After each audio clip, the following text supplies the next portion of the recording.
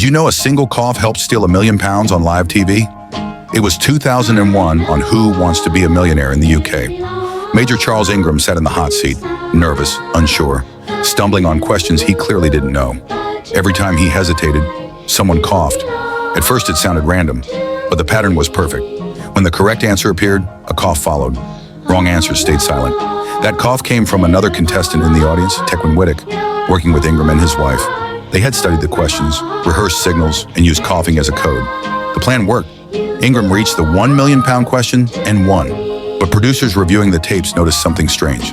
The coughing wasn't accidental. It was precise. An investigation followed. The prize was never paid. Ingram, his wife, and the cougher were all convicted of fraud.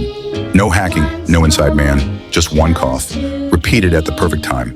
And that's how Who Wants to Be a Millionaire caught the biggest cheating scandal in game show history.